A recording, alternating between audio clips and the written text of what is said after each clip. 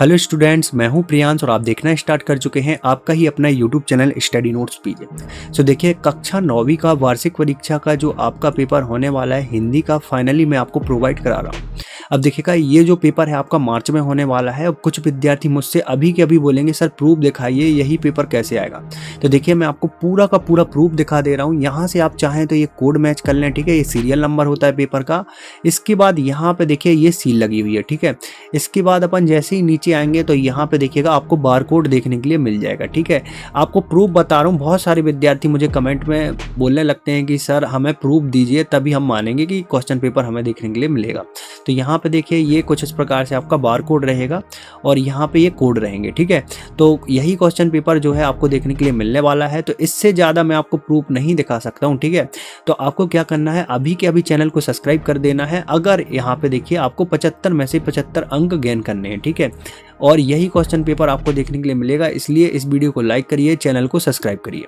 अब कुछ विद्यार्थी ऐसे होंगे जिनको इसका पीडीएफ चाहिए होगा, ठीक है। तो मैं पीडीएफ भी आपको प्रोवाइड कराऊंगा, ठीक है। वीडियो के किसी भी भाग में मैं आपको बताऊंगा इसका पीडीएफ जो है वो आपको कैसे मिलेगा। तो चलिए बिना कोई देरी किए अपन सारे प्रश्नों के उत्तर जो है देखना स्टार्ट कर देते हैं। तो जैसे ही हम नीचे आएंगे, यहाँ पे कुछ निर्देश रहेंगे, सामान्य निर्देश, जो कि आपको पढ़ लेने चाहिए।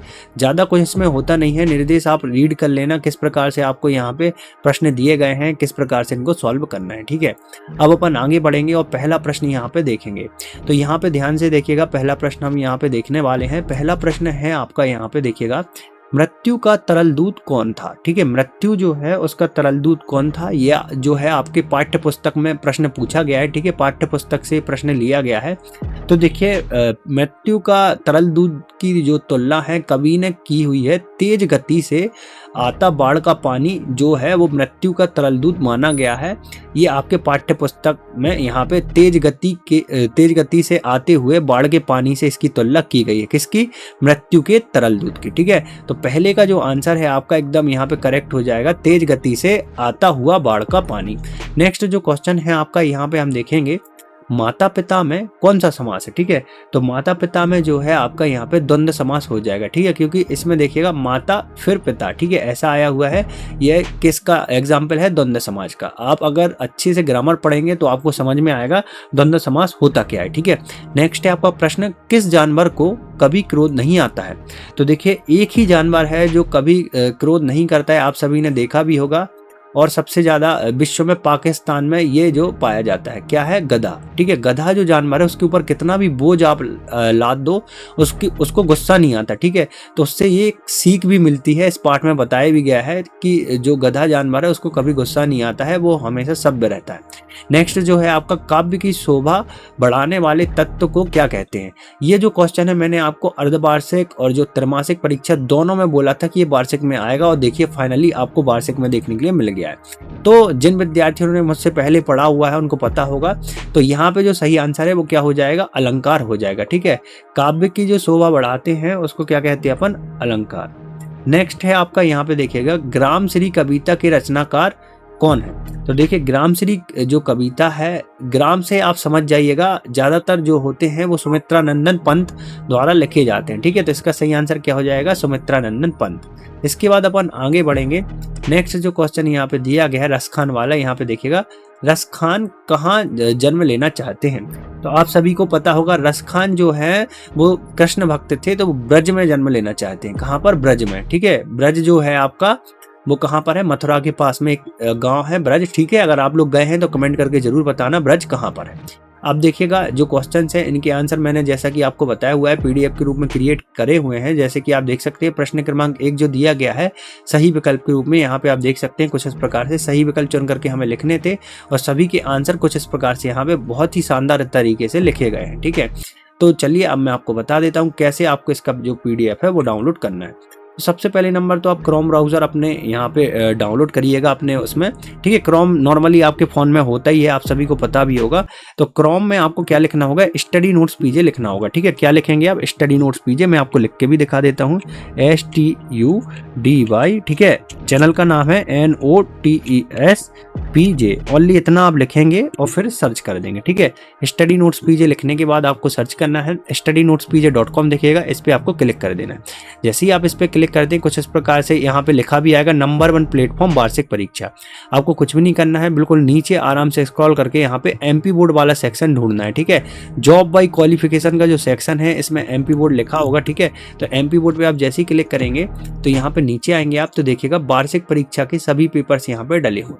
अब छात्रों यहाँ पे आप देखिएगा कक्षा 9वीं के जो क्वेश्चन पेपर हैं वो सेट के रूप में नीचे दिए गए हैं। ठीक है, इस साइड, और कक्षा 10वीं के जो क्वेश्चन पेपर है वो यहाँ पे दिए गए हैं। इसी प्रकार से 11 के यहाँ पर और 12 के यहाँ पर। अब देखिएगा सेट के बाजू में यहाँ पे विषय दिया गया है। अभी हमें देखना है हिंदी विषय के लिए, किसके लिए, हिंदी विषय। तो जैसे ही हम हिंदी विषय देखेंगे तो यहाँ पे देखिएगा सेट ए दिया गया है जो कि यहाँ पे नीले कलर से दिख रहा है। अब आप जैसे ही सेट ए पे क्लिक करेंगे तो यहाँ पे देखिएगा एकदम असली पेपर जो मैं आपको दिखा रहा था, आप देख सकते हैं पूरा का पूरा जो पेपर है वो आपको यहाँ से देखने के लिए मिल जाएगा। आप देख लीजिए जो मैं आपको दिखा रहा था। ठीक है, कुछ इस प्रकार से जो है क्वेश्चन पेपर आपको देखने के लिए मिल जाएगा, यहाँ पे आप देख सकते हैं। अब आपको इसका सॉल्यूशन का PDF चाहिए, कुछ भी नहीं करना है, बिल्कुल नीचे आपको स्क्रॉल करते जाना है, नीचे जाइएगा सबसे नीचे, और यहाँ पे आप देखिएगा, यहाँ पे मैं आपको बता देता हूँ, सबसे नीचे आप जैसे ही पहुँचेंगे तो यहाँ पे देखिए टाइमर चल रहा होगा। ठीक है, टाइमर जैसे ही समाप्त होगा तो यहाँ पे हरी कलर का डाउनलोड का बटन आ जाएगा। ठीक है, ये आ गया। अब जैसे ही मैं इस पर क्लिक करूँगा तो यहाँ पे ये डायरेक्टली मुझे सॉल्यूशन की PDF पे लेके आ जाएगा। यहाँ पे आप देख सकते हैं कुछ इस प्रकार से जो है सॉल्यूशन की PDF हमें मिल जाएगी। तो आप चाहें तो यहाँ से सॉल्यूशन की जो PDF है उसको डाउनलोड कर सकते हैं। तो चलिए अब अपन कंटिन्यू करते हैं अपनी वीडियो को और आगे बढ़ते हैं। तो यहाँ पे देखिएगा और आगे जो क्वेश्चन आपसे पूछे गए थे उनको अपन देखना स्टार्ट करते हैं। तो नेक्स्ट क्वेश्चन है आपका यहाँ पे देखिएगा सेकंड वाला क्वेश्चन, जिसमें दिया गया है मेरे संग की औरतें जो है की लेखिका कौन है। ठीक है, तो मेरे संग की औरतों की लेखिका जो है, जो किसने लिखा हुआ है, किसके द्वारा ये लिखा गया है, तो ये लिखा गया है आपका मृदुला द्वारा। ठीक है, मृदुला गर्ग जो थी उनके द्वारा ये लिखा गया है। ठीक है, इसके बाद नेक्स्ट है आपका रचना के आधार पर वाक्य कितने प्रकार के होते हैं। तो यहाँ पे देखिएगा 3 प्रकार के होते हैं। कितना भरेंगे आप, 3 यहाँ पे भर देंगे। ठीक है, रचना के आधार पर वाक्य 3 प्रकार के होते हैं। जूता खालिस्तान से हमेशा कीमती रहता है, तो जूता जो है हमेशा टोपी से कीमती रहता है, जो कि आपके पाठ्य पुस्तक में यहाँ पे जूता और टोपी की तुलना की गई थी, इसलिए जूता जो होता है वो टोपी से हमेशा कीमती रहता है। छंद के प्रकार कितने होते हैं, तो देखिए छंद के हमेशा 2 प्रकार होते हैं। कितने होते हैं, 2 प्रकार। तो आपको यहाँ पे 2 बनना होगा। नेक्स्ट है आपका महाकाव्य में जीवन का खालिस्तान चित्रण होता है, तो देखिएगा जीवन का जो है हमेशा समग्र चित्रण आपको इसमें भरना होगा। ठीक है, क्योंकि महाकाव्य क्या है, एकदम विस्तृत है, जिसके कारण जीवन का इसमें समग्र चित्रण होता है। नेक्स्ट है आपका बड़े बन ठन के सवार के, तो ये जो पंक्ति है इसको अपन को पूरा करना था, तो मेघ से इसको पूरा करेंगे। किसके साथ, मेघ। तो यहाँ पे आपको मेघ भरना होगा, मेघ बड़े बन ठन के सवार के। ठीक है, इसके बाद अपन आगे बढ़ेंगे और नेक्स्ट है आपकी यहाँ पे सही जोड़ियाँ, जो कि आपकी टोटल 6 अंक की पूछी गई हैं। तो चलिए इनका भी अपन मिलान कर लेते हैं। तो पहला जो दिया गया है, इस जल प्रलय में के रचनाकार हैं, तो वो है आपके फणीश्वर नाथ रेणु। ठीक है, तो फर्स्ट वाले में आपको मिला देना है फणीश्वर नाथ रेणु से। नेक्स्ट है आपका मात्र ही भर, तो मात्र ही भर जो है वो क्या हो जाएगा, एक प्रकार से निपात शब्द हो जाएगा। क्या हो जाएगा, निपात शब्द। तो ये सेकंड वाला आप भर देंगे। चौधरी चरण सिंह, तो चौधरी चरण सिंह जो हैं वो क्या है, पूर्व प्रधानमंत्री जी हैं। कौन है, पूर्व प्रधानमंत्री जी। नेक्स्ट है आपका प्रेमचंद, तो प्रेमचंद जो है लहमी इसका सही आंसर हो जाएगा, लहमी आपको भर देना होगा।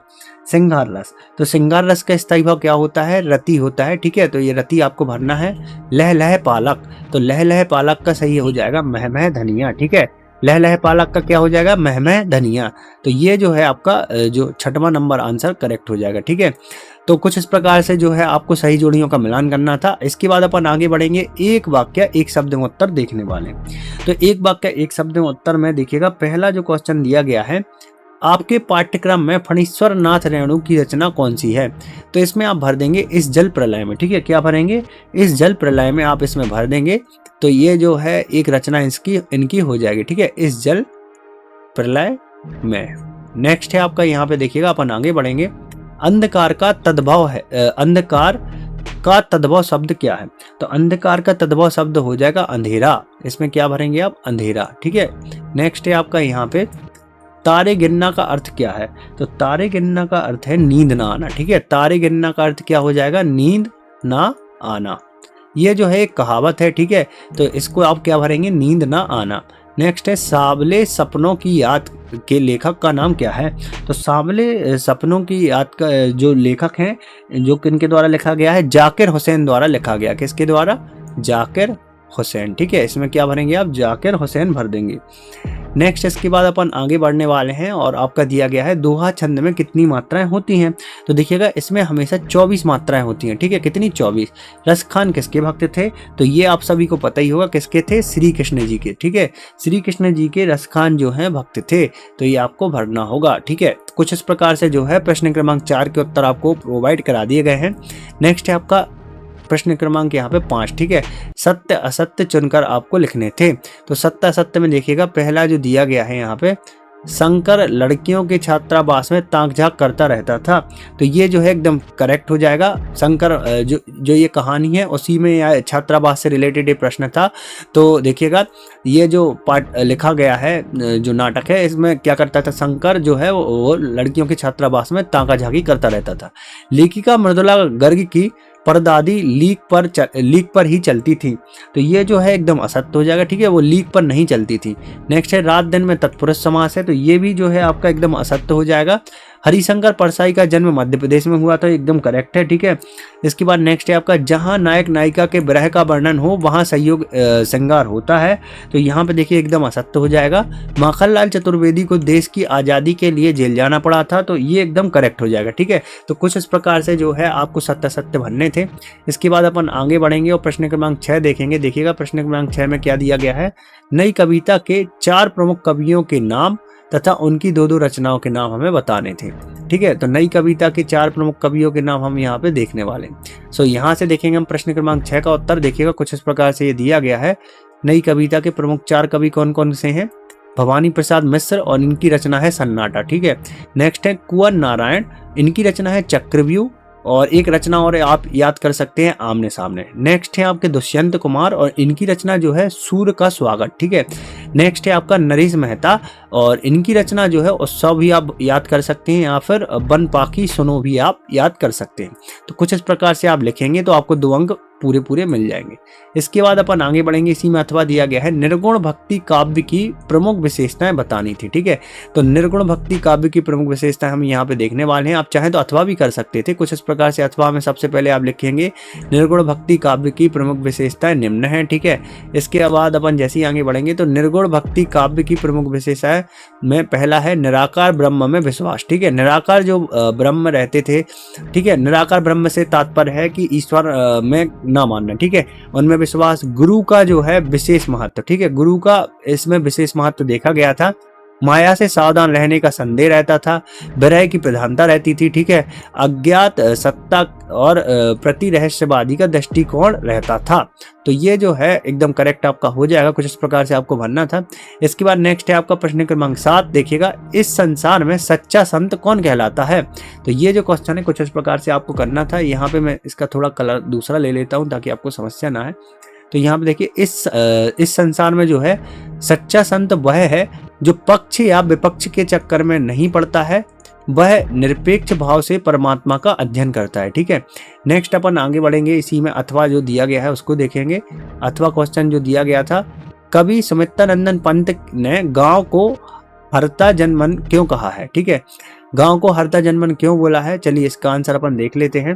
देखिएगा कवि ने गांव को हरता जनमन क्यों कहा है? ठीक है, तो क्यों कहा है? गांव की शोभा, मुस्कुराती सी हरियाली, रंग बिखरे फूल, नाना प्रकार के यहाँ पे सब्जियां आदि हैं। ठीक है, मतलब कि गांव में जो फीलिंग होती है वो अलग ही होती है। जैसे कि हरियाली रंग होता है, फूल खिले रहते हैं नाना प्रकार के। ठीक है, अलग अलग प्रकार के, नाना प्रकार से मतलब बहुत सारे प्रकार के फूल होते हैं, सब्जियां होती हैं। गांव में गंगा जैसा मीठा जल मिलता है। ठीक है, तरबूज आदि खूब मिलते हैं। ठीक है, गांव में बहुत ज्यादा मिलते हैं जो कि शहर से यहाँ पे विलुप्त होते जा रहे हैं। तो इस गांव की छटा मनमोहक है, इसलिए हर आदमी को यह मन मोह लेता है। ठीक है, जो गांव होता है आपका। इसके बाद नेक्स्ट अपन आगे बढ़ेंगे। इसी में देखिएगा प्रश्न क्रमांक 8 दिया गया है, कवि का ब्रज के वन, बाग और तालाब निहारने के पीछे क्या कारण है? ठीक है, तो कवि का जो ब्रज और बाग और वन निहारने का जो कारण है वो मुख्य है। देखिएगा रसखान जी जो हैं वो श्री कृष्ण के अनन्य भक्त हैं, ठीक है। रसखान जो है वो श्री कृष्ण के अनन्य भक्त हैं। ये जो है आप बिल्कुल गांठ बांध लीजिए और याद कर लीजिए। वे उन सभी चीजों को प्रेम करते हैं जिनमें श्री कृष्ण जी का संबंध रहा है। अब श्री कृष्ण जी पूरे पृथ्वी में है, इसलिए वो सभी से प्रेम करते हैं। ब्रज के वन हो गए जैसे, ठीक है, बाग हो गए, तालाब हो गए, इन सब से संबंध रहा है श्री कृष्ण जी का। क्यों रहा है? क्योंकि इनका यहाँ पे जन्म हुआ था, यहाँ पे ये खेलते थे, ठीक है, बलदाऊ के साथ में, आप सभी को पता होगा। इसलिए कभी इनको निहारने के लिए ललायत रहते हैं। इसी के आगे अपन आगे देखेंगे। जो नेक्स्ट क्वेश्चन आपका दिया गया है, मेघ आए हैं कविता में जिन रीति रिवाजों का मानविक चित्रण हुआ है उनका वर्णन कीजिए। तो देखिए, मेघ आए हैं कविता में जिन रीति रिवाजों का मानविक चित्रण हुआ है वो निम्न प्रकार से हैं। इसमें देखिएगा, यहाँ पे पहला दिया गया है, इस कविता में जिन रीति रिवाजों का चित्रण हुआ है वो इस प्रकार है।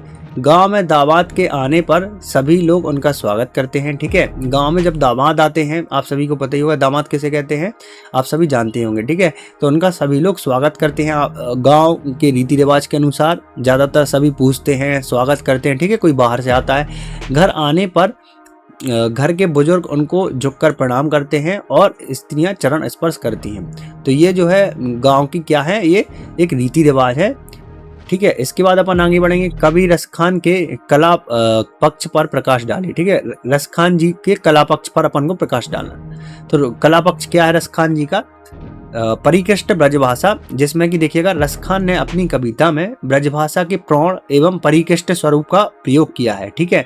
उनकी भाषा में सहजता, सरलता व प्रभाव विद्यमान है, ठीक है। पहला पॉइंट आप कुछ इस प्रकार से लिखेंगे। इसी में देखिएगा सेकंड पॉइंट जो दिया गया है, अलंकार विधा है इसमें, ठीक है। अलंकार विधा भी इसमें देखी गई है, जिसमें कि अनुप्रास और यमक और उत्प्रेक्षा आदि अलंकारों का यहाँ पे स्वाभाविक प्रयोग किया गया है। अब देखिएगा, कला पक्ष लिखने की मैं आपको ट्रिक बता दे रहा हूँ। यहाँ पे देखिएगा, आपको अगर नहीं पता अलंकारों के नाम, तो जितने भी नाम पता है वो सब लिख दो आप, ठीक है। तो इससे क्या होता है कि आपको 1 नंबर तो दे ही देता है सामने वाला, ठीक है, अगर 2 का है। और अगर आपको पता है तो बहुत अच्छी बात है। इसके बाद आप देखिएगा, इसमें रचनाएं जो हैं इनकी कौन कौन सी हैं, बीड़ा है, पल्लव है, गुंजन है, युगांत है, युगवाणी है और ग्राम्य है, ठीक है। अपन और आगे बढ़ेंगे। इसी में देखिएगा अथवा भी दिया गया है। सुमित्रानंदन पंत की 2 रचनाओं के नाम लिखने थे, तो ये सुमित्रानंदन पंत की रचनाएं हैं, ठीक है। कौन कौन सी हैं? बीड़ा, पल्लव, गुंजन, युगांत, युगवाणी और ग्राम्य, ठीक है। ये सुमित्रानंदन पंत जी की रचनाएं हैं, तो ये भी आपको याद करनी चाहिए।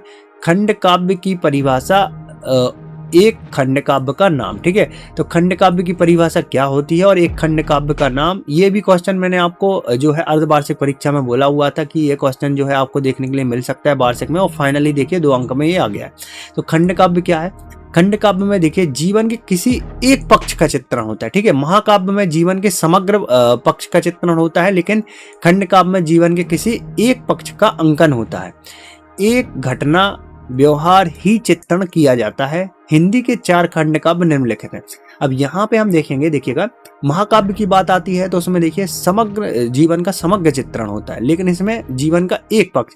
तो खंड काव्य में आप हमेशा याद रखिएगा, सिर्फ एक याद रखना है आपको। क्या याद रखना है? एक। तो आपसे पूरी परिभाषा बन जाएगी, ठीक है।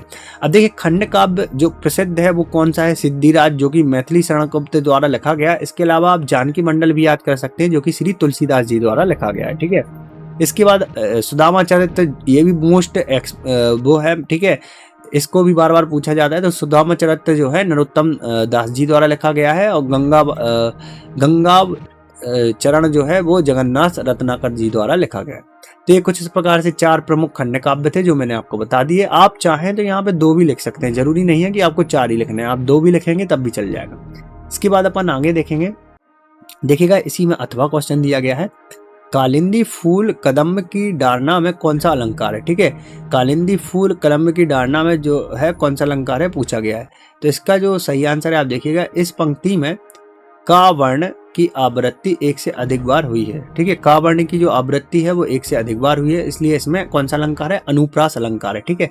का बहुत बार आया है, ठीक है। जिसमें भी जैसे अक्षर की ज्यादा बार आवृत्ति होती है तो उस जगह पे कौन सा अलंकार होता है? उस जगह पे होता है आपका अनुप्रास अलंकार। अक्षरों का बार बार आना। यहाँ पे देखिए, का 1 बार आ गया, 2 बार आ गया, 3 बार आ गया, 4 बार आ गया, तो यहाँ पे कौन सा अलंकार आ गया है? अनुप्रास अलंकार। इसके बाद अपन इसी में देखेंगे पीतर पात सरिस मन डोला, ठीक है, इसमें कौन सा अलंकार है, ठीक है, पीतर पात सरिस मन डोला में जो है वो कौन सा अलंकार हो जाएगा, रूपक अलंकार हो जाएगा, ठीक है, इसमें कौन सा अलंकार रहेगा, रूपक। इसके बाद अपन आगे बढ़ेंगे तो इसी में देखिएगा उत्प्रेक्षा अलंकार की परिभाषा उदाहरण सहित आपको देनी थी। तो उत्प्रेक्षा अलंकार क्या है, इसको एग्जाम्पल देकर हमें समझाना था, ठीक है। तो यहाँ पे देखिएगा उत्प्रेक्षा अलंकार क्या हो जाएगा, परिभाषा है काव्य में जहां उपमेय में उपमान की संभावना व्यक्त की जाती है, ठीक है, उपमेय में किसकी, उपमान की, ठीक है, उपमेय में उपमान की जो है संभावना व्यक्त की जाती है, वहां पर उत्प्रेक्षा अलंकार होता है। जनु जानो, एग्जाम्पल के लिए क्या हो जाएगा आपका, जनु जानो मानो मनहु आदि वाचक शब्द उत्प्रेक्षा अलंकार की पहचान है। यहाँ पे एग्जाम्पल देखेंगे हम, जनु अशोक, देखिए अब एक शब्द मिल गया ना जनु, जो कि यहाँ पे शब्द पहचान के लिए लिया गया था, जनु या फिर जानो मानो आदिवाचक, ये सारे शब्द किसके लिए हैं, उत्प्रेक्षा अलंकार के लिए हैं। तो जनु जो है अशोक अंगार, यहाँ पे एक शब्द मिल गया, उसी से आप समझ जाइएगा कि ये अलंकार कौन सा है, जो है आपका उत्प्रेक्षा अलंकार है, ठीक है। एग्जाम्पल आप देख सकते हैं, मानो झूम रहे तरु मंद पवन के झोंकों से, तो ये जो है एग्जाम्पल हो जाएगा आपका। इसी में अथवा देखेंगे हम, अथवा है आपका वीर रस की परिभाषा लिखते हुए एक उदाहरण देना था, तो अथवा भी आप कुछ इस प्रकार से लिख सकते हैं। परिभाषा क्या है, किसी विपरीत दशा को स्वयं के अनुकूल बनाने के निमित्त हृदय में उत्पन्न उत्साह ही वीर रस कहलाता है। यह उत्साह की दशा में वीर रस होता है, इसका स्थायी व उत्साह होता है, ठीक है। तो ये भी आप लिख सकते हैं, वीर रस जो है, वीर रस की परिभाषा आप लिखेंगे। एग्जाम्पल क्या हो जाएगा, बुंदेले हर बेलोन के मुख हमने सुनी कहानी थी, और खूब लड़ी मर्दानी वो तो कहाँ वाली रानी थी, कमेंट करके जरूर बताना, ठीक है, अगर आप यहाँ तक वीडियो देखें। रेखा चित्र किसे कहते हैं, ठीक है, क्वेश्चन नेक्स्ट क्या था आपका, रेखा चित्र किसे कहते हैं, तो चलिए इसको देख लेते हैं। रेखा चित्र में शब्दों की कलात्मक रेखाओं द्वारा किसी व्यक्ति, वस्तु अथवा घटना के बाह्य और आंतरिक स्वरूप का शब्द चरित्र अंकन किया जाता है, ठीक है। रेखा चित्र में क्या होता है, देखिए कलात्मक रेखाएं होती हैं, इसके अलावा जो है किसी व्यक्ति, वस्तु अथवा घटना की बाह्य आंतरिक स्वरूप का यहाँ पे शब्द चित्र अंकित किया जाता है, ठीक है, शब्द के साथ में चित्र भी अंकित किया जाता है, उसे हम रेखा चित्र कहते हैं। नेक्स्ट आप क्वेश्चन देखेंगे यहाँ पे, कहानी किसे कहते हैं, दो प्रमुख कहानीकारों के नाम। तो देखिए कहानी किसे कहते हैं, कहानी तो आप सभी ने बचपनों में भी सुनी होगी, लेकिन ये वो वाली कहानी है, लेकिन इसको जो है अपन समझेंगे कौन क्या बोलते हैं, इसकी परिभाषा क्या होती है। कहानी एक कलात्मक छोटी रचना है, ठीक है, यह किसी घटना, भाव, संवेदना आदि को मानविक व्यंजना करती है। इसमें आरंभ में अंत बहुत कलात्मक तथा प्रभावशील होता है। जैसे कि आप कहानी सुनना स्टार्ट करते हैं तो वो बहुत ज़्यादा यहाँ पे शुरुआत में आपको इंटरेस्टिंग लगती है, और अंत उससे भी ज़्यादा मज़ेदार होता है, ठीक है। घटनाएं परस्पर संबंध होती हैं, इसमें क्या होता है, कोई भी घटना आपको सुनाई जा रही है तो परस्पर संबंधित होती जाती है, ठीक है। हर घटना का लक्ष्य और उद्देश्य उन्मुख होता है, जैसे कोई भी घटना हो रही है तो उसका लक्ष्य जरूर होता है कहानी में, बिना लक्ष्य के कहानी नहीं सुनाई जाती, ठीक है। तो लक्ष्य पर पहुंचकर ही कहानी का विशिष्ट प्रभाव छोड़ती हुई समाप्त हो जाती है। मतलब प्रमुख जो उद्देश्य होता है, प्रमुख जो लक्ष्य होता है, उसको जब तक वो समाप्त नहीं कर देती कहानी, तब तक उसका उद्देश्य खत्म नहीं होता है। प्रमुख कहानीकार कौन कौन से हैं, पहले हैं आपके मुंशी प्रेमचंद जी, जिनने एक कहानी लिखी है आपकी कफन, ठीक है। दूसरे हैं आपके जयशंकर प्रसाद, जिनने कहानी लिखी है आकाशद्वीप, ठीक है। तो दोनों आप याद कर सकते हैं। इसके बाद अपन आगे बढ़ेंगे प्रश्न क्रमांक 13 की ओर। अगर आप लोग अभी तक वीडियो देख रहे हैं और हमारा एफर्ट अच्छा लग रहा है तो प्लीज़ इस वीडियो को लाइक करिए, चैनल को सब्सक्राइब करिए, इस वीडियो को ज़्यादा से ज़्यादा शेयर करिए, ठीक है। प्रश्न क्रमांक 13 है, किस घटना में सालेम अली के जीवन की दिशा को बदल दिया, ठीक है, उन्हें पक्षी प्रेमी बना दिया। तो कौन सी घटना थी वो ऐसी जिसमें देखिएगा सालेम अली जो है इनके जीवन को बदल के रख दिया गया। तो देखिए बचपन में सालेम अली की एयरगन से एक नीठे कंठ की, ठीक है, नीला जो कंठ था, इससे गौरैया घायल हो गई थी, ठीक है। इनके पास एक एयरगन थी जिसका यूज करते थे, ठीक है। तो इनके जो गन है उससे क्या हो गया था, नीले कंठ की गौरैया, ठीक है, नीला कंठ की जो गौरैया होती है वो क्या हो गई थी, घायल हो गई थी। एक पक्षी है, ठीक है, वो क्या हो गया था, घायल हो गया था। इससे वो तरह गोवा के बारे में जानने के लिए इच्छुक हुए, ठीक है। इससे वो क्या हुए, उस जो है पक्षी के बारे में जानने के लिए इच्छुक हुए। इनके जीवन की दिशा पक्षियों की खोज हो गई। फिर इन्होंने एक उद्देश्य बना लिया कि हमें हर एक पक्षी के बारे में जानना है, क्या करता है ये समझना है, ठीक है। इन्होंने सारा संबंध पक्षियों की खोज में लगा दिया और ये पक्षी विज्ञानी कहलाने लगे, ठीक है। इसलिए ये पक्षी विज्ञानी भी बन चुके थे, ठीक है। और पक्षियों से इनको प्रेम हो गया था और ये क्या करते थे, उनसे उनकी खोज करते थे। कोई वस्तु हमारे लिए उपयोगी ना हो लेकिन टेलीविजन विज्ञापन देकर हमें उसे खरीदने के लिए अवश्य लायक होते हैं, ऐसा क्यों, ठीक है। तो देखिएगा, कोई वस्तु हमारे लिए उपयोगी तो नहीं है लेकिन अपन टेलीविजन पर देख लेते हैं उस चीज़ को, तो क्यों अपन यहाँ पे इंटरेस्टेड हो जाते हैं उस चीज़ को खरीदने के लिए। तो देखिए, कोई वस्तु हमारे लिए उपयोगी ना हो लेकिन टीवी पर विज्ञापन देखकर हम उसे खरीदने के लिए अवश्य ललायत होते हैं, क्योंकि देखिएगा क्यों होते हैं, क्योंकि आज विज्ञापन का युग है, ठीक है। उत्पाद के दौर होने पर ही उसके लंबे चौड़े विज्ञापन टीवी पर आ जाते हैं। जैसे कि आपने देखा होगा, कोई भी प्रोडक्ट लॉन्च होता है तो टीवी पे आपको दिखाया जाता है। तो इन विज्ञापनों में वस्तु की विशेषताओं को इतना बड़ा चढ़ाकर दिखाया जाता है जिससे कि उत्पाद आते ही बिक्री शुरू हो जाए, ठीक है। मतलब वस्तु उतनी अच्छी होती नहीं है लेकिन दिखा देते हैं कि इतनी अच्छी है, ठीक है। विज्ञापनों का ऐसा प्रभाव होता है कि वस्तु की आवश्यकता ना होते हुए भी हम उसके प्रति ललायत हो जाते हैं। इसका कारण ही है कि विज्ञापनों का चमत्कार है, ठीक है। इस कारण ही विज्ञापनों को देख करके अपन चीजें खरीद लेते हैं। प्रश्न क्रमांक 14 देखेंगे, इसी में देखिएगा, हीरा और मोती ने शोषण के खिलाफ आवाज उठाई लेकिन उसके प्रताड़ना भी हीरा मोती की इस प्रक्रिया पर तर्क सहित अपने विचार व्यक्त करने थे, ठीक है। तो हीरा और मोती जो थे उन्होंने क्या किया था, शोषण के खिलाफ जो है आवाज उठाई थी, ठीक है। क्यों उठाई थी और क्या कुछ था इस कहानी में, इसको अपन समझेंगे। तो देखिए, स्वाभिमानी तथा साहसी शोषण तथा अत्याचार का विरोध करता है, उसके लिए चाहे उसे कठोर प्रताड़ना सहनी पड़े, ठीक है। गलत व्यवहार तथा शोषण को सहना भी एक कायरता है, ठीक है, तथा हीनता का लक्षण है। देखिए, अगर आपके साथ गलत व्यवहार हो रहा है, आप उसको सह रहे हैं, तब भी वो क्या है, एक प्रकार से आपके साथ शोषण हो रहा है और आप अपने साथ जो है अन्याय कर रहे हैं, ठीक है।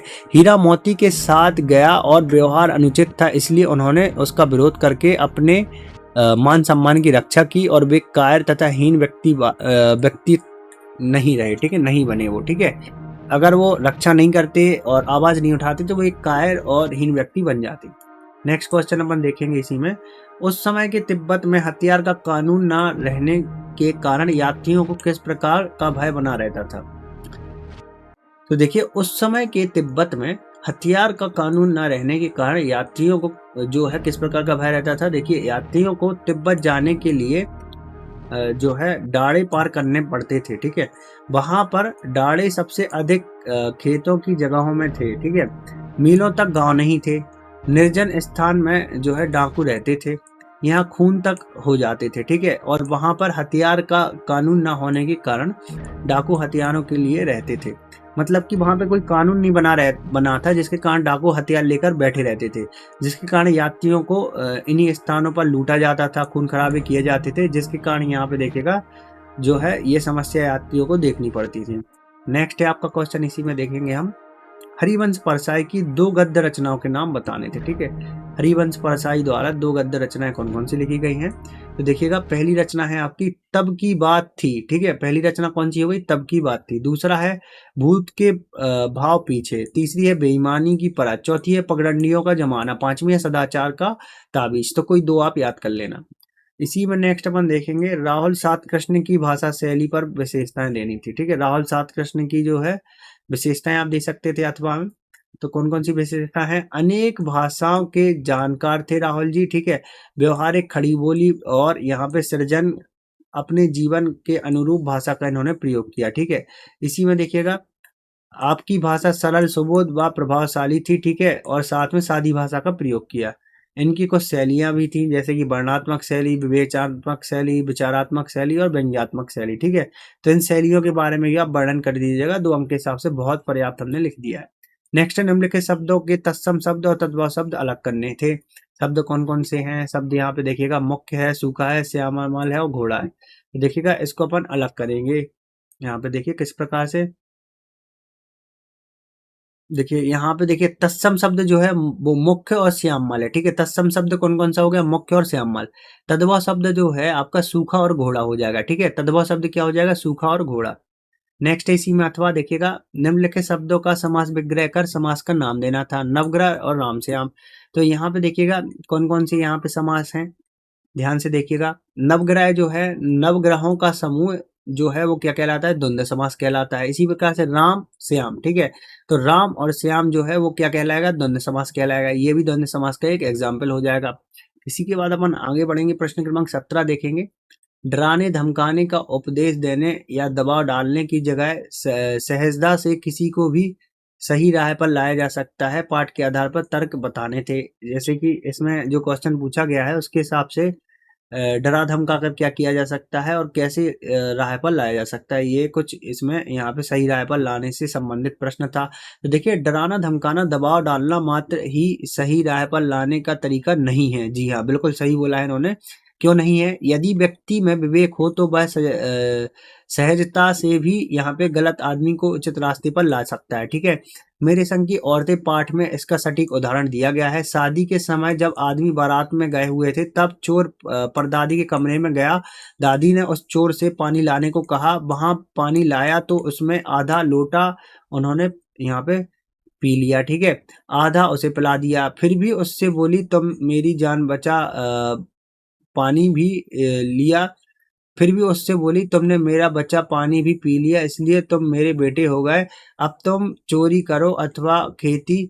चोर ने चोरी छोड़कर खेती करना शुरू कर दिया और परदादी उसे डांटती फटकारती तो शायद वह ना मानता, परंतु सहज भाव से वह यहाँ पे सही रास्ते पे आ गया। मतलब एक चोर भी जो है वो क्या हो गया था इसमें, मेरे संग की औरत कहानी में वो क्या हो गया था, उस माँ की जो है वो क्या बन गया था, एक प्रकार से जो है बेटा बन गया था, ठीक है। और उसका जो खेत था उसमें खेती करके वो मेहनत से पैसे कमाने लगा था। इसी का अथवा है, रीढ़ की हड्डी एकांकी का क्या उद्देश्य है, लिखना था, ठीक है। तो रीढ़ की हड्डी एकांकी का उद्देश्य जो है वो हम समझ लेते हैं। तो ये जो क्वेश्चन है आप जल्दी से यहाँ पे बताइएगा, इसको अपन समझेंगे आगे, ठीक है। नेक्स्ट है आपका 18वां क्वेश्चन, जहाँ से आपके देखिएगा 3 अंक के क्वेश्चन स्टार्ट हो जाएंगे। तो यहाँ पे देखिए संदर्भ और प्रसंग लिखना था, एक पहला संदर्भ प्रसंग दिया गया, इसी के अथवा में भी एक यहाँ पे संदर्भ और प्रसंग दिया गया है। तो देखिएगा कुछ इस प्रकार से दिया गया है संदर्भ और प्रसंग। तो यहाँ पे संदर्भ देखेंगे, ये जो पद है हमारी पाठ्य पुस्तक के बाख पाठ से लिया गया, किससे, बाख पाठ से लिया गया है। इसकी कवित्री है लखधन ने लिखा हुआ है, ठीक है। इसकी जो कवित्री है वो कौन है, लखधन। प्रसंग क्या है, सदकर्म में ही जीवन को भवसागर से पार करते हैं, इसलिए यह श्रेष्ठ कर्मों का महत्व बताया गया है। इसके बाद अपन आगे बढ़ेंगे, भावार्थ कुछ इस प्रकार से आपको लिखना था। देखिएगा, कवित्री अपने गत जीवन में कर्मों पर विचार करते हुए कहती हैं कि जब संसार में आई थी तब शुद्ध निर्मल और निवाकार थी, किंतु इस संसार में आकर मैंने स्वार्थ कपट बेईमानी आदि विचार पाल लिए। मैं इसी से अपने जीवन को यहाँ पे लगाए रही। यही कारण है कि जीवन में यहाँ पे सुषमना रूपी पुल पहुंची है तो वह खड़ी रह गई। इससे जीवन रूपी जो है दिन समाप्त हो गया और मैंने भवसागर पार करने के लिए अपने सत्कर्मों का विचार देखा तो उसमें श्रेष्ठ कार्य नहीं मिला। मैं सोचती रही कि जब मेरे सत्कर्म रूपी मेहनताना है नहीं है तो परमात्मा रूपी नाविक को भवसागर पार करने के लिए क्यों कहूँ, ठीक है। और हमेशा आप काव्य सौंदर्य जरूर लिखिएगा, ठीक है। काव्य सौंदर्य में क्या लिखा है इनने, पहले सांसारिक रूपी सागर पार करने के लिए सत्कर्मों की आवश्यकता पर बल दिया गया है, ठीक है। तो ये आपको बताना है क्या क्या इसमें बोला गया है। दूसरा दिया गया है, रूपक एवं अनुप्रास अलंकार का प्रयोग किया गया है, व्यवहारिक भाषा का प्रयोग हुआ है। तो ये 3 चीजें आप जरूर लिखिएगा, तभी आपको यहाँ पे फुल मार्क्स मिलेंगे, ठीक है। फुल मार्क्स तभी नहीं मिलते आपको जब आप ये जो चीजें हैं, मुख्य चीजें भूल जाते हैं, ठीक है। इसी प्रकार से यहाँ पे 19वां देखेंगे हम, अपन आगे बढ़ेंगे। 19वां में भी देखिएगा, ये प्रसंग और यहाँ पे गद्यांश हमें बताना था। देखिए कुछ इस प्रकार से दिया गया है, ठीक है। तो इसका जो है आप देखिएगा कुछ इस प्रकार से लिखेंगे। संदर्भ क्या है, यह हमारी पाठ्य पुस्तक के प्रेमचंद के फटे जूते पाठ से लिया गया है, ठीक है। और इसके लेखक कौन है, हरिवंश परसाई जी हैं। यहाँ पर प्रेमचंद द्वारा सामाजिक बुराइयों को दूर करने के और यहाँ पे सतत प्रयास किया गया है, ठीक है। तो ये प्रसंग में लिखेंगे। लेखक को लगता है कि प्रेमचंद के जूते किसी कड़ी चीज को ठोकर मारने के कारण फटे हुए हैं। उन्होंने साहित्य के द्वारा समाज में हो रहे शोषण, पाखंड, वर्ग भेद, बरसों में चली आ रही बुराइयों को यहाँ पे उखाड़ फेंकने का कार्य किया है। परत दर परत यहाँ पे जमी इन सामाजिक कमियों में उन्होंने अपने जूते की बार-बार ठोकर मारी है। इसी जूते से इससे उनके जूते क्या हो गए हैं? फट गए हैं। ये बुराइयाँ समाज के विकास में ढीला बनकर बाधक हो रही हैं। उसे तुमने अपने जूते में ठोकर मारी है, अर्थात अपने इन बुराइयों को दूर करने के लगातार प्रयत्न किए हैं। इस प्रकार ही प्रेमचंद का यह हाल हो गया है। ठीक है? क्या कारण था? आपको पूरा रीज़न बता दिया है। ठीक है? इसके बाद नेक्स्ट है आपका, यहाँ पे देखिए प्रश्न क्रमांक 20। अपने विद्यालय में खेल के मैदान में एक बैग मिला है आपको। ठीक है? आप खेल रहे थे, वहाँ पे आपको एक बैग मिल गया है जिसमें पुस्तकें तथा कुछ रुपए हैं। उसके खोने का आपको विज्ञापन देना है।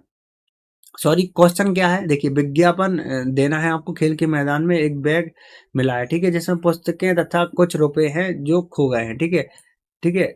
मतलब कि आपके बैग में कुछ पुस्तकें और रुपए थे, वो खो गए हैं, जो आपको यहाँ पे एक विज्ञापन देना है ताकि आपको यहाँ पे वो रुपए और पुस्तकें मिल जाएं। ठीक है? तो सबसे पहले नंबर विषय क्या हो जाएगा? खोया पाया। अब इसमें लिखेंगे आप, मुझे विद्यालय में खेल के दौरान एक स्कूल बैग मिला जिसमें कक्षा 9वीं की पुस्तकें रखी हैं, साथ ही एक पर्स, कुछ रुपए रखे हैं, जिसका हो वह प्रमाण देकर प्रधानाचार्य कार्यालय से प्राप्त कर लें। ठीक है? कुछ इस प्रकार से जो है विज्ञापन आप देंगे। ऐसा नहीं करना है कि अपन खुद ही रख लेंगे उसको। ठीक है? अपन को कहाँ जमा करना है? प्रधानाचार्य कार्यालय में। कीड़ा प्रभारी, और यहाँ पे जो विद्यालय का नाम आपको दिया रहेगा इसमें शिवपुरी, तो आप शिवपुरी दे सकते हैं। ठीक है? नेक्स्ट जो है आपका क्वेश्चन दिया गया है, यहाँ पे अपन आगे बढ़ेंगे। 21वां क्वेश्चन। ठीक है? 21वां क्या है देखिएगा, ये जो है आपका गद्यांश दिया गया है। ठीक है?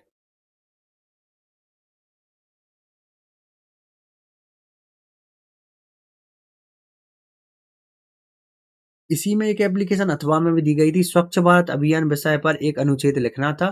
तो ये भी महत्वपूर्ण हो गया, आजकल ये पूछा जाने लगा है। ठीक है? तो ये आया हुआ है आपका स्वच्छ भारत पर यहाँ पे अभियान, जो कुछ इस प्रकार से आप लिखेंगे, महात्मा गांधी ने स्वच्छ भारत को स्वच्छ भारत का सपना देखा था। ठीक है? तो ये आप ध्यान से पढ़ लेना, ये भी बहुत ज्यादा यहाँ पे इम्पोर्टेंट है। ठीक है? क्या है इसमें? साकार करने के लिए स्वच्छ भारत अभियान प्रारंभ 2014 में प्रधानमंत्री नरेंद्र मोदी जी द्वारा ही किया गया। ठीक है?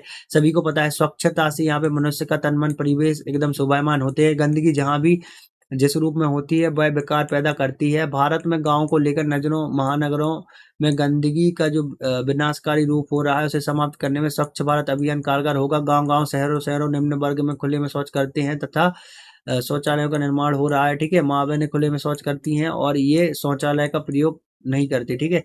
नालियों, सड़कों तथा नालों को नियमित रूप से साफ किया जा रहा है। यह अभियान जन जन तक पहुंच रहा है, इसलिए स्वच्छता सजग हो। ठीक है?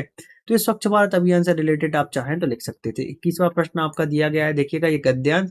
तो इस गद्यांश में पहला दिया गया, उपयुक्त गद्यांश का उचित शीर्षक देना था। ठीक है? तो ये गद्यांश आपको पढ़ के क्या समझ में आया? केवल मानवता ही लज्जात्मक है, वरन अनुचित भी है। वस्तुतः यथार्थ मनुष्य वही है जो मानवता का आदर करना जानता है। ठीक है?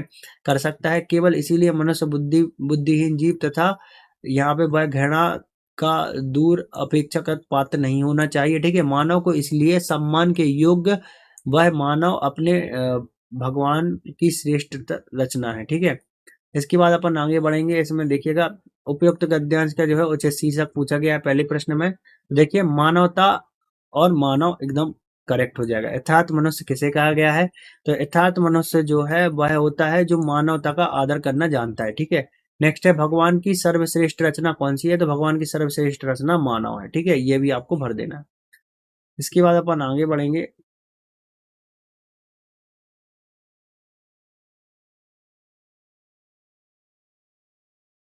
देखिएगा, इसकी के अथवा में भी एक गद्यांश दिया गया है, तो ये आप अपने से देख लीजिएगा। ठीक है? 22वां प्रश्न है, प्राचार्य महोदय को पत्र लिखना है जिसमें खेल का सामान समुचित व्यवस्था कराने के लिए आग्रह किया गया हो। ठीक है? तो पत्र अपन किस प्रकार से लिखेंगे, यहाँ पे ध्यान से देखेंगे अपन। आगे बढ़ते हैं। पत्र किस प्रकार? सेवा में श्रीमान प्राचार्य जी, राजकीय माध्यमिक विद्यालय जो आपके जिले का नाम हो। ठीक है? इसके बाद देखिएगा, विद्यालय में खेल सामान की समुचित व्यवस्था हेतु। ठीक है? तो क्या-क्या हमें चाहिए खेल के सामान से संबंधित, वो अपन लिखेंगे। हमारे विद्यालय में खेल का एक अच्छा बड़ा मैदान है। ठीक है? मैदान खेलों में रुचि भाग लेने में विद्यार्थी पर्याप्त मात्रा में है, किंतु विद्यालय में लगभग सभी खेलों का सामान की कमी है। वॉलीबॉल, फुटबॉल, क्रिकेट, चेस आदि कुछ भी नहीं है। ठीक है? इसलिए व्यवस्था करें और यहाँ पे खेलों की यहाँ पे सामान मांग कर नियमित खेलों की व्यवस्था करने का कष्ट करें। ठीक है, तो ये जो प्रश्न है कुछ इस प्रकार से आपको करना था। अब इसके बाद देखिएगा, इसी में एक और एप्लीकेशन दी गई थी, प्रथम श्रेणी में उत्तीर्ण होने पर मित्र को बधाई देनी थी। ठीक है, अपन कभी बधाई नहीं देते हैं क्योंकि कोई अगर आ जाए जलन की भावना आ जाती है, लेकिन हमेशा बधाई देनी चाहिए। और अगर एप्लीकेशन के माध्यम से कोई दे रहा है तो थोड़ा सा यूनिक हो जाता है। क्या लिखना है एप्लीकेशन में? आज प्रातः दैनिक समाचार में तुम्हारा अनुक्रमांक देखा और मुझे खुशी का ठिकाना नहीं रहा। तुम प्रथम श्रेणी में उत्तीर्ण हुए हो, स्वयं को भाग्यशाली समझता हूँ। ठीक है, तो ये जो है मतलब आप उनकी तारीफ करेंगे और एक विज्ञापन देंगे, तो ये भी आप अथवा में लिख सकते थे। इसके बाद देखिएगा, जो प्रश्न क्रमांक 23 है, मेरा प्रिय खेल बैडमिंटन। देखिएगा यहाँ पे बहुत सारे जो हैं आपके निबंध पूछे गए हैं। इसमें देखिएगा, भारत की बढ़ती जनसंख्या, मेरा प्रिय खेल, 21वीं सदी, भारत और राष्ट्र भाषा हिंदी। 4 नंबर का है, तो आप उस हिसाब से आप एक बढ़िया तरीके से निबंध लिखिएगा। ठीक है, मैंने प्रिय खेल से संबंधित, बैडमिंटन से संबंधित आपको निबंध दे दिया। ठीक है, प्रस्तावना, खेल के नियम, बैडमिंटन अंतरराष्ट्रीय खेल और उपसंहार। कुछ इस प्रकार से आप प्रस्तावना लिखेंगे, ध्यान से देखिएगा। इसके बाद आप देखिए खेल के नियम, और इसी में देखिए कुछ इस प्रकार से नियम होते हैं जो आपको बताने हैं। और बैडमिंटन अंतर्राष्ट्रीय खेल है, ये भी आपको बता देना है। ठीक है, अगर आप खेल खेल से संबंधित निबंध लिख रहे हैं, और उपसंहार यहाँ तक हो जाएगा।